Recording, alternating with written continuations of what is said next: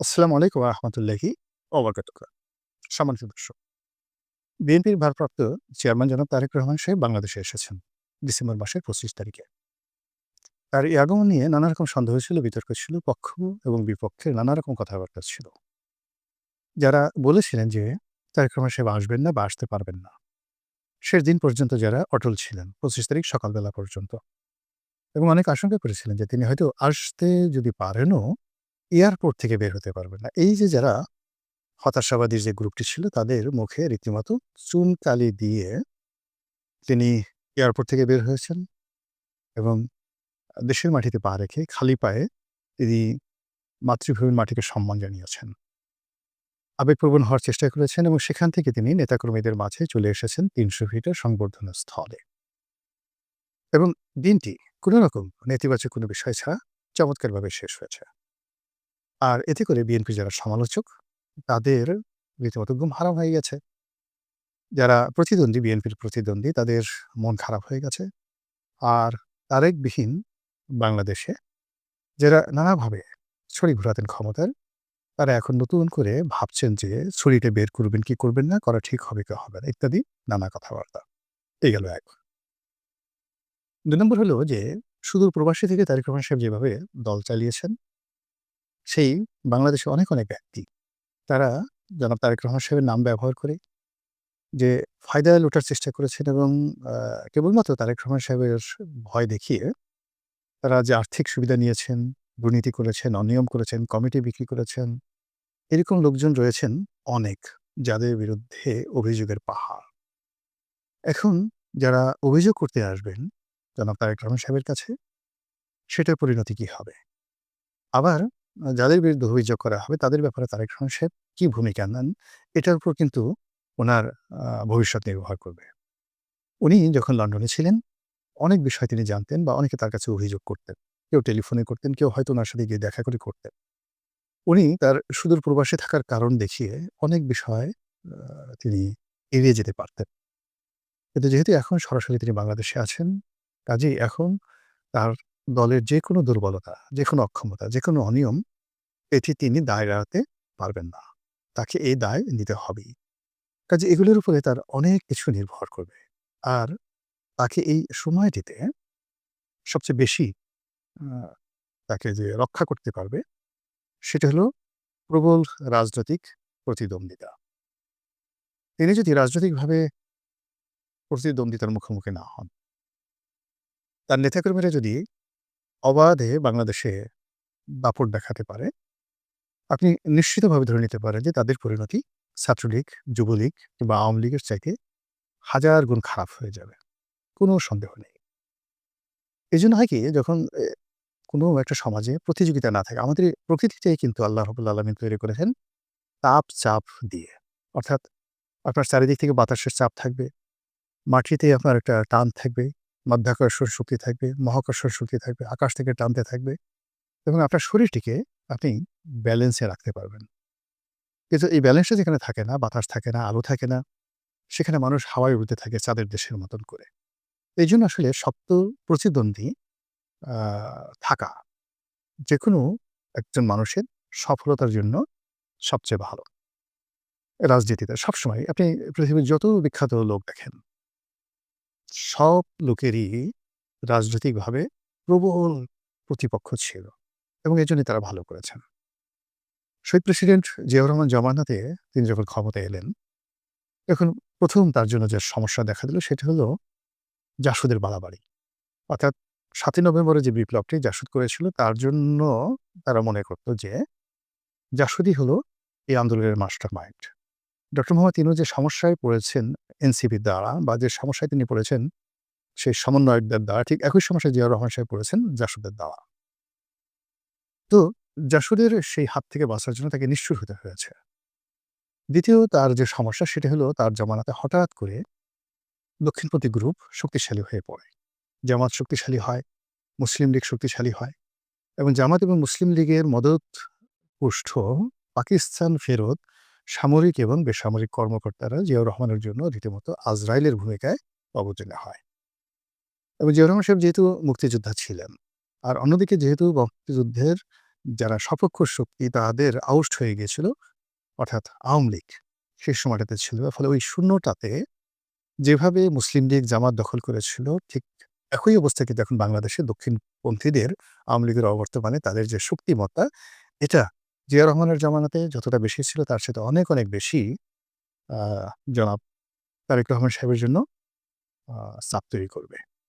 জিয়া রহমান সাহেবের জামানাতে যারা ছিলেন মুসলিম লীগের, জামাতে ইসলামী তারা অনেক প্রাজ্ঞ ছিলেন, অভিজ্ঞ ছিলেন এবং এখনকার মতো ইন্টারনেট ছিল না এবং তখন টিনের ছেলে কাওয়া বা ১, ২, ৩ এ ধরনের স্লোগান হবে, এটা কল্পনাই করা যেত না। কোনো একটা সম্মানিত লোককে নিয়ে এ ধরনের কথাবার্তা বলবে, এটা কেউ মানে আউট অফ দেয়ার ইমাজিনেশন।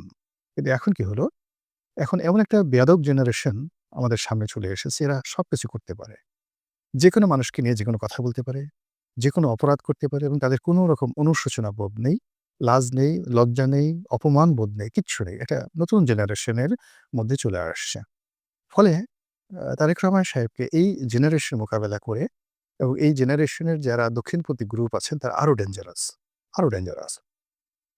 এই জিনিসগুলো যদি তাকে মোকাবেলা করতে হয় আগামী দিনগুলোতে, তাহলে তার দলের অস্তিত্ব থাকবে না। জিয়া রহমান সাহেব যখন দেখলেন যে তিনি জামাতের সঙ্গে পেরে উঠছেন না, তখন জামাতের রাজনীতিটাকে তিনি কৌশলে ডিফিকাল্ট করে দিলেন। যাকে বলা হয় জটিল করে দিলেন। এবং এজন্য জামাতের একটা বিরাট আ যারা জামাতের মধ্যে একসময় মুসলিম লীগ করতেন বা রাজাকার ছিলেন, আলবদর ছিলেন, তাদের মধ্যে অনেককে তিনি মাঠে নামিয়ে দিলেন। অনেক ইন্টেলেকচুয়াল রয়েছেন, ইসলামপন্থী স্মার্ট লোক ছিলেন। বিশেষ করে আ ওই জমানাতে ইনকিলাবের যিনি প্রতিষ্ঠাতা ছিলেন মাওলানা মান্নান, অসাধারণ মেধাবী। বাংলাদেশে মানে এইরকম ইসলামপন্থীদের মধ্যে এইরকম মেধাবী, এরকম স্মার্ট লোক আপনারা যারা মাওলানা মান্নানকে দেখেননি তারা কল্পনাই করতে পারবেন না। এ যুগের মামুনুল হক, এ যুগের ডক্টর শফিক বা এ যুগে যে সকল জুনায়েদ হাবিবি যারা আছেন, মানে যদি আপনি মাওলানা মান্নানকে, মাওলানা মহিউদ্দিন খানকে, তারপরে আ হাফিজুল হুজুর সাহেবকে, ওয়াইদুল হক, খতিব ওয়াইদুল হক এদেরকে আপনি ১,০০০ নম্বর দেন, তাহলে বর্তমান জমানাতে যারা আছেন তাদেরকে আপনি ১ নম্বর দিতে ইচ্ছা করবে না। আমি তাদের সঙ্গে চলেছি, আমি জানি এটা। তাদের জ্ঞানের গভীরতা, তাদের চরিত্র, তাদের ব্যক্তিত্ব, তাদের ধন সম্পদ, তাদের ইন্টারন্যাশনাল কানেক্টিভিটি, এটা কল্পনাই করা যায় না এই যুগে যারা দক্ষিণপন্থী রয়েছে। তো সেই জমানাতে তিনি আ জনাব তারেক রহমান সাহেব মাওলানা মান্নানকে নামিয়ে দিলেন জামাতের বিরুদ্ধে এবং অত্যন্ত আ ক্যানিং যেটাকে বলে ইংরেজিতে ক্যানিং, চালাকি করে, বুদ্ধি খাটিয়ে মাওলানা মান্নান যেভাবে জামাতকে কোণঠাসা করেছিল এবং সেটা যদি না করতেন জিয়াউর রহমান সাহেব সঙ্গে মানে জিয়াউর রহমান সাহেবের পক্ষে তখন জামাতকে মোকাবেলা করা সম্ভব ছিল না। কিন্তু এত কিছুর পরেও কিন্তু জিয়া রহমান সাহেব দেখলেন যে না, হচ্ছে না। তিনি পারছেন না। একদিকে জাসদ, অন্যদিকে সর্বহারা পার্টি, অন্যদিকে যাকে বলা হয় এই দক্ষিণপন্থী অসংখ্য গ্রুপ, তারপরে মুসলিম লীগ, তার নিজের দল, মানে অন্তত ১০০ টি ধড়িবাজ গ্রুপ তৈরি হয়ে গেল। এর মধ্যে সেনাবাহিনীতে একটার পর একটা বিদ্রোহ এবং সেনাবাহিনীর সেই বিদ্রোহের সঙ্গে, সঙ্গে পার্বত্য অঞ্চলে সমস্যা দেখা দিল। তো এই অবস্থাতে তিনি মনে করলেন যে এখন শক্ত রাজনৈতিক প্রতিপক্ষ ছাড়া সম্ভব নয়। ফলে তিনি নিজে কিন্তু আওয়ামী লীগকে রিভাইভ করেছিলেন। এটা আওয়ামী লীগের জন্য নয়, তার নিজের জন্য। তারপর তিনি আওয়ামী লীগকে রিভাইভ করার পর দেখলেন যে আওয়ামী লীগ সেই দ্বন্দ্ব করে, সংঘাত করে, গ্রুপিং করে। ৩ থেকে ৪ টা গ্রুপ হয়ে গেল। মিজান গ্রুপ হয়ে গেল। তারপরে শেষে যাকে বলা হয় আব্দুল মালেক উকিল গ্রুপ হয়ে গেল। আরেকটি অ্যা আরো ২-৩ টি গ্রুপ হয়ে গেল বিভিন্নভাবে। মহিউদ্দিন গ্রুপ হয়ে গেল, বাকশালের আরেকটা গ্রুপ হয়ে গেল। তখনও বাকশাল হয়নি কিন্তু মানে ওই যারা কট্টরপন্থী বাকশাল ছিলেন, তারা আলাদা হয়ে মোটামুটি ৩ থেকে ৪ টি গ্রুপ হয়ে এমন দ্বন্দ্ব সংঘাত শুরু করে দিল। তো সেদিকে আব্দুর রাজ্জাক, ডক্টর কামাল হোসেন, বরিশালের মহিউদ্দিন সাহেব, যার নাম ছিল চাকু মহিউদ্দিন, তুফাইল সাহেব, আমু সাহেব, সুরঞ্জিত সেনগুপ্ত থেকে শুরু করে আওয়ামী লীগের যে সকল নেতৃবৃন্দ, জোহরা তাজউদ্দিন, সাজেদা চৌধুরী, আরো অনেকে।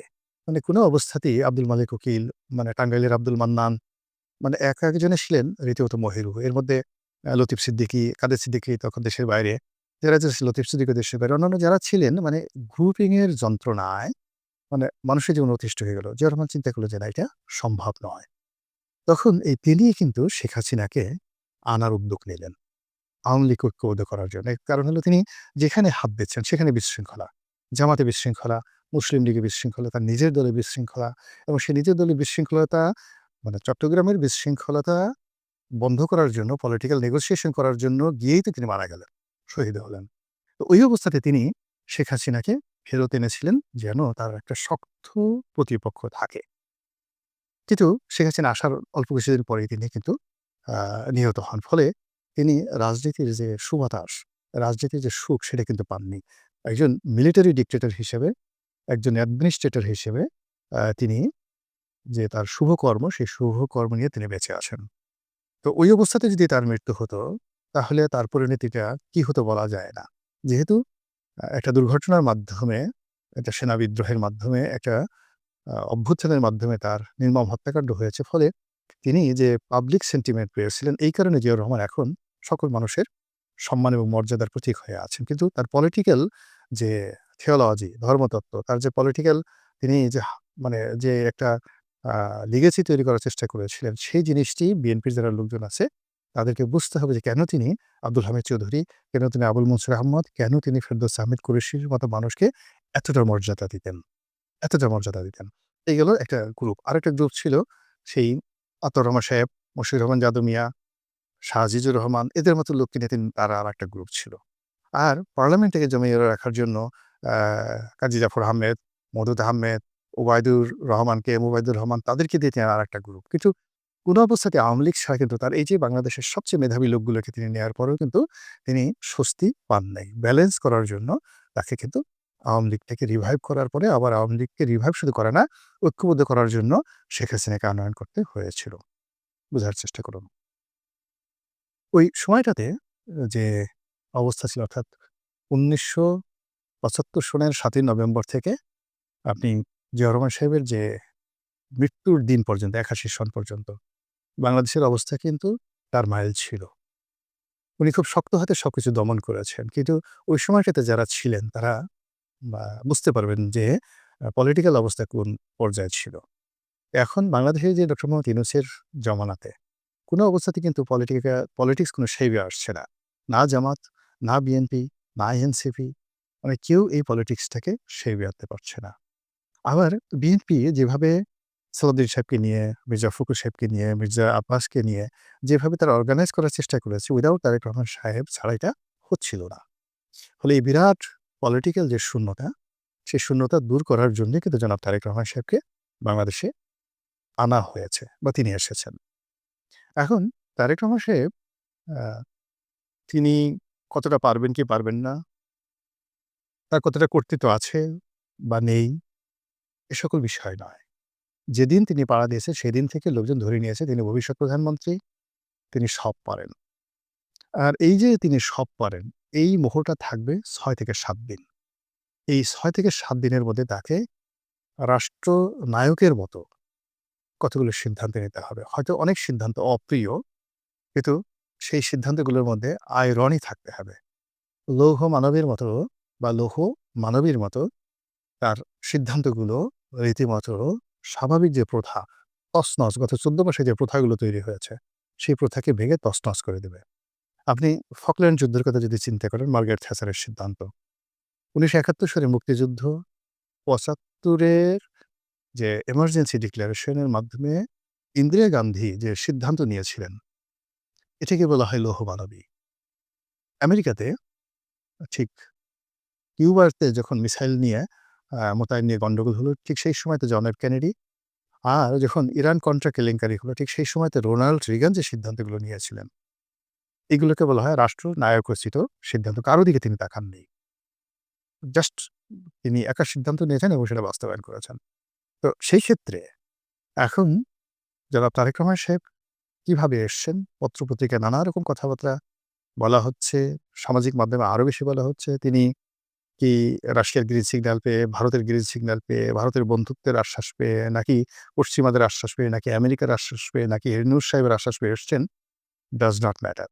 তাকে যে কাজটি করতে হবে সেটা হলো তার দলের যে বিশাল এই মুহূর্তে যে জনগণ আছেন, তাদের মধ্যে একটা রাজনৈতিক সাম্যতা, ভারসাম্য আনার জন্য তার উপযুক্ত প্রতিদ্বন্দ্বী লাগবে এবং সেই প্রতিদ্বন্দ্বী যদি তিনি দাঁড়া করান জামাতকে, জামাতও শেষ, তিনিও শেষ।